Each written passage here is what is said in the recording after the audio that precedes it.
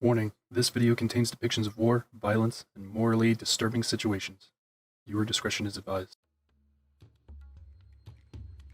This is a story that has been told 3 times, in a novel, in a film, and in a video game. And each one forces us to face the same horror in a different way. This is how a book from 1899 became a movie and a video game. Heart of Darkness inspired both Apocalypse Now and Spec Ops: The Line. So let's answer one question first. What is the book about? In Joseph Conrad's novella, our guide is Charles Marlowe, a sailor who as a boy dreamed of the blank spaces on the map. He thought exploration meant discovery and glory, but when he takes the job as a riverboat captain in the Congo, those dreams collapse into something much darker. For a little context, Conrad wrote Heart of Darkness in protest of the atrocities going on in the Belgian Congo. Companies legally abused their laborers to meet rubber quotas. Refusing to work meant beatings, and failure to meet quota could mean execution. There was a system in place to prove the acceptable use of ammo by conscripted soldiers. The soldiers needed to bring proof of the right hand of the victim, and even children were not spared from the horrors. After Marlowe arrives, he hears of a mythical character named Kurtz. This man is mentioned to him by nearly everyone he meets. Soon his curiosity turns into fascination as he learns his boat is to travel to his location. Kurtz is the best agent in the company and bringing in more ivory per ship than anybody else. The management, however, finds him a pain and a threat to their position. You see, Kurtz was scheduled to come back, but had turned back and returned to his camp, and now the management wants answers. Along the way, we see horrific treatment of the locals, who are seen as savages living in mud hut villages, who are easily manipulated.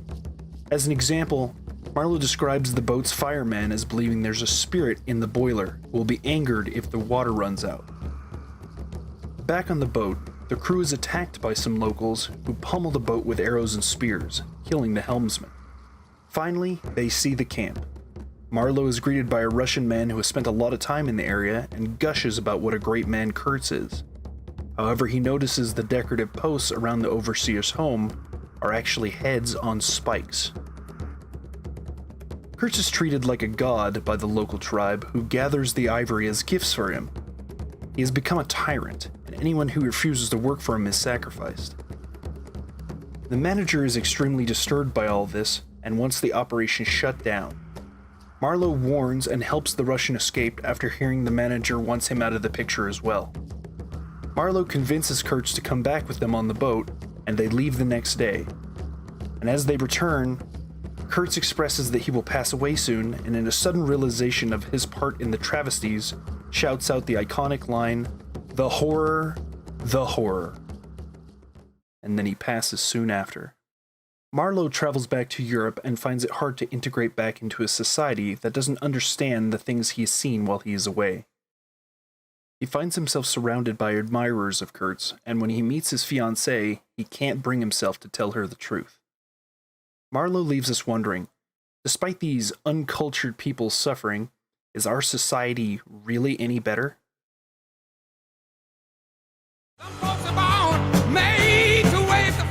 Now, it is pretty commonly known that Apocalypse Now is heavily inspired off of Heart of Darkness. It is a trip up a river to confront a charismatic and potentially dangerous individual whom the powers that be want stopped after communication with them stops. However, this time, it is set during the Vietnam War.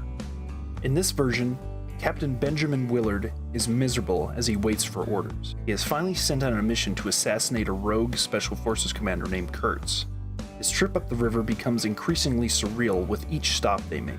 He first encounters Colonel Kilgore, who won't cooperate with him. It isn't until he hears about the waves near the village that they need to enter the river on, that the colonel, obsessed with surfing, sends his men into danger without a second thought, even commenting on how good the waves are before they even land. As they travel up the river, Willard begins to think about how Kurtz is a decorated war hero. Something has driven him to abandon it all. But why? Next, they find a camp where all sense of control has been lost. The soldiers are all paranoid and have no command structure. Outside of the camp, a bridge is attacked, destroyed, and rebuilt every night, and with no new orders, the cycle continues night after night. This all plays havoc with Willard's mental state, as he continues to lose faith in the mission. Willard doesn't understand why the government wants Kurtz gone, as he agrees with many of Kurt's reports. As losses mount, Willard admits the goal of his mission to the remaining men in his party, unsettling the crew, who now understands the goal is to take out an American war hero, not to help win the war. Once he arrives at the compound, any doubt dissipates. It is clear that Kurtz has lost his mind. Bodies are strung up as warnings, and the tribe is worshipping Kurtz like a god.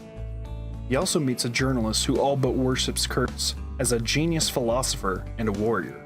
And upon meeting Kurtz himself, he is well spoken, and he speaks about why he is unjustly wanted. Willard and the remaining crew are captured and forced to witness the cult in full swing from their captivity. After a few days, Willard is unsure what he should do. Kurtz, reflecting on the horrors he's caused, asks Willard to tell his son the truth when he returns to the United States. Kurtz then accepts his fate as Willard brutally dispatches him with a machete, and he repeats the famous the horror line from the book. He too seems to understand the madness he has caused. Willard emerges to see that the tribe now sees him as the new god, but he rejects them and leaves in silence.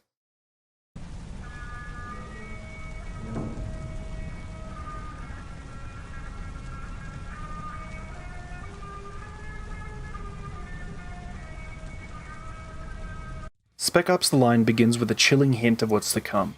We see a ripped and flipped flag, a destroyed Dubai, and the Star-Spangled Banner being played upon the electric guitar.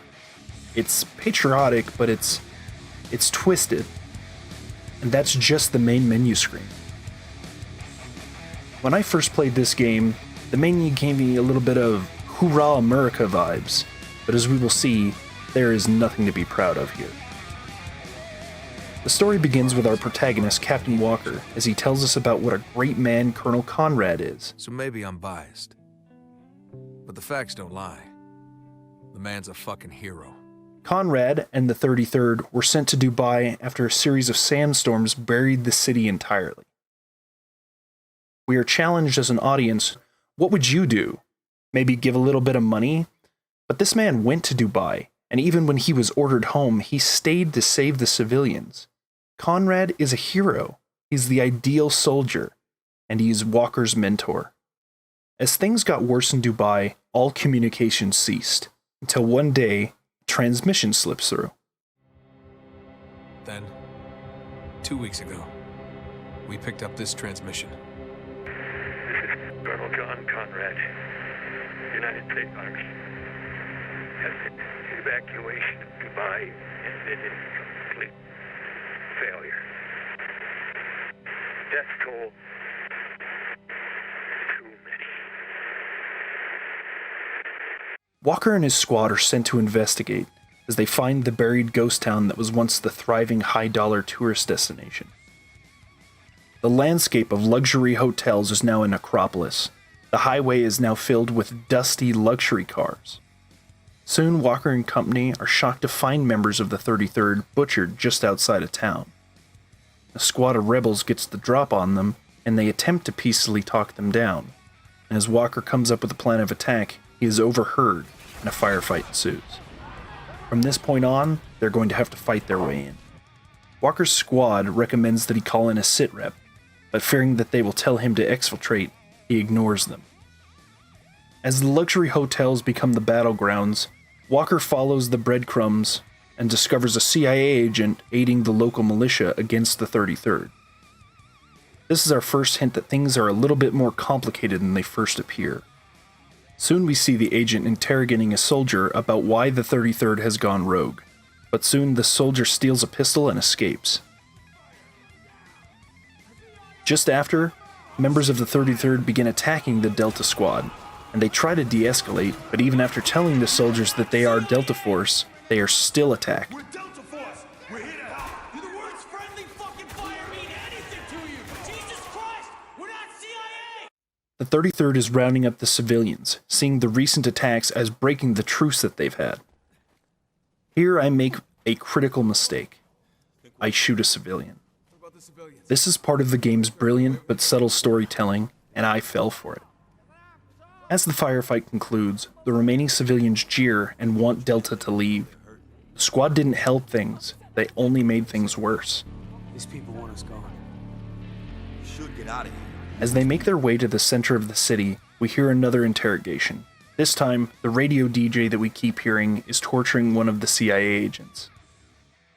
A theory begins to form that this DJ, who is a reporter embedded with the 33rd, is leading a part of the 33rd separately from Conrad.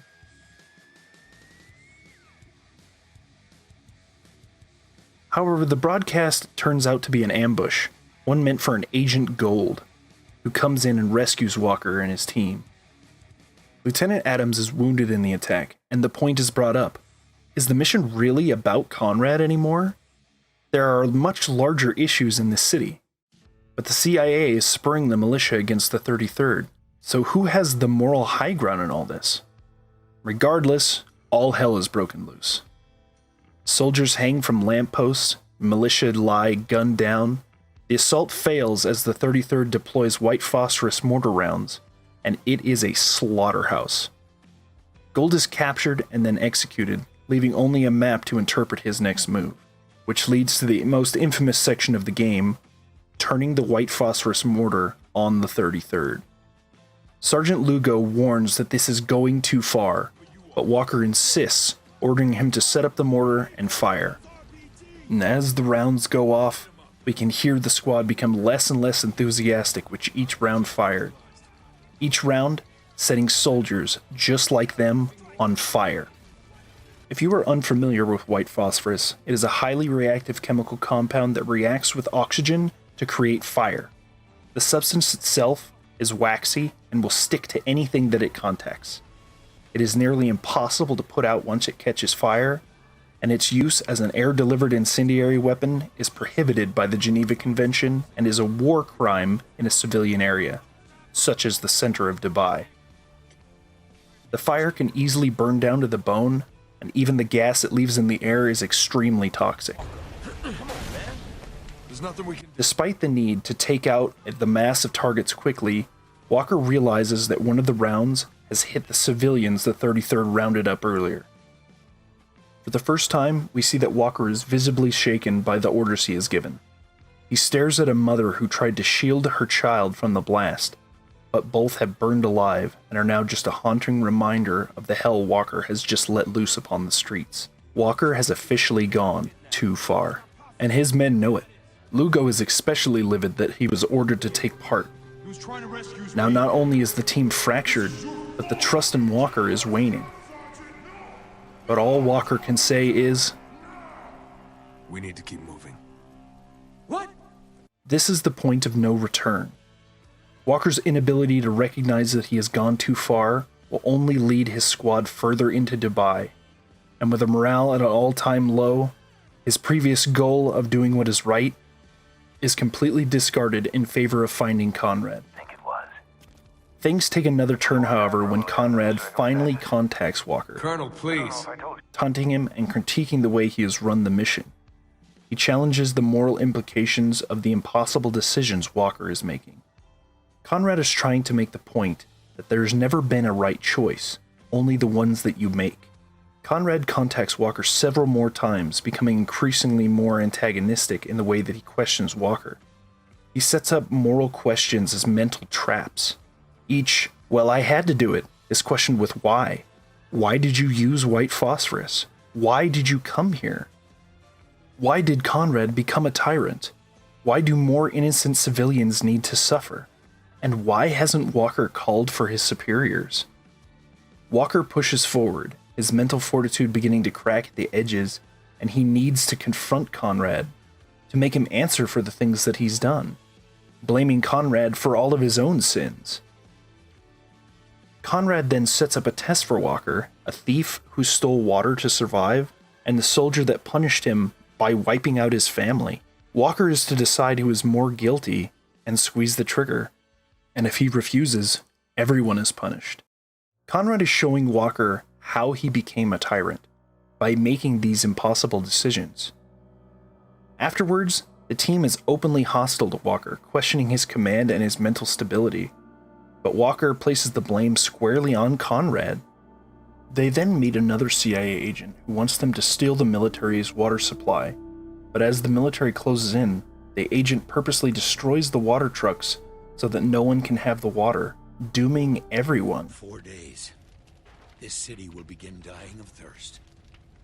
Next, they target the radio DJ in an attempt to gather the civilians for extraction. This time, Lugo goes rogue and shoots the DJ, claiming that he would betray them. You lost your fucking mind? Walker and crew then escape on a helicopter, but not before Walker orders them to circle the building a few times so that he can spray down the remaining reinforcements with the door-mounted minigun. After they crash, the crew is split up. Adams is further wounded, and Lugo is attempting to hide in a nearby refugee camp.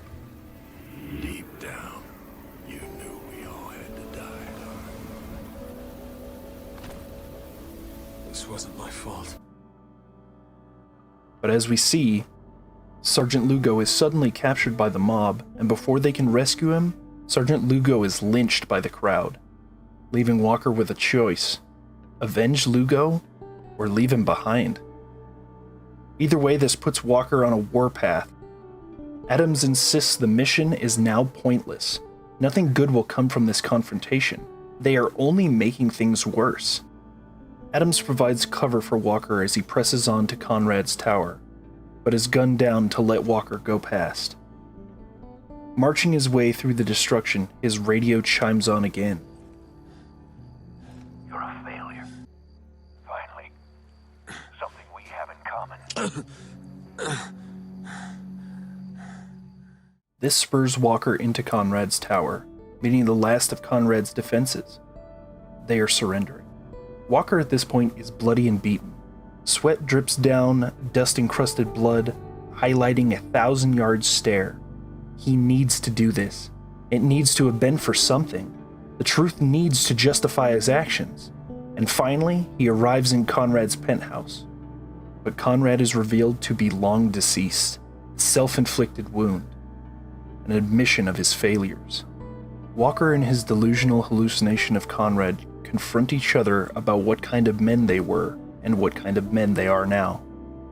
Conrad mocks that all of this could have been avoided, but Walker kept pushing, his need to be a hero blinding him to the reality.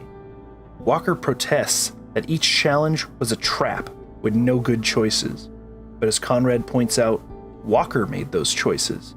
He fired the white phosphorus. He pulled the trigger. His actions have cost countless lives. What happened here was out of my control. Was it? None of this would have happened if you just stopped.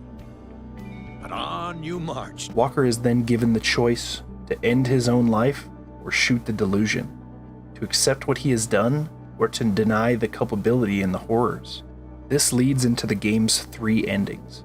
If Walker ends his own life, the game cuts to just the transmission that Conrad sent out in the first place. If he shoots Conrad, he will then escape the tower, and months later, rescue will finally arrive. Walker can then either surrender to them or fight them. There aren't many games brave enough to portray the United States military as the villains. Apocalypse Now shows the military as a corrupt force in an unjust war, but in Spec Ops, you fight the 33rd Infantry Battalion. Though a currently inactive unit, this unit is explicitly framed as antagonistic. Spec Ops hits hard with its anti-war message, and you're meant to be the hero, the badass who saves the day, but your decisions spiral into catastrophe, and the people suffer because of them. Walker took too long to see the truth, and so did you. Each militia member was once an innocent civilian. Some fought for a just cause, but were swept up in the chaos. The story subverts expectations masterfully. And as we see, Walker became a monster. Will you? Let me ask, what was it like?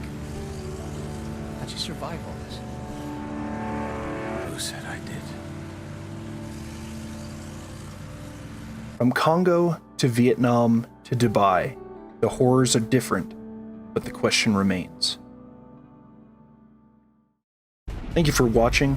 If you enjoyed this breakdown, hit the like and subscribe button for more deep dives into video game stories and the works that inspired them. Jib out.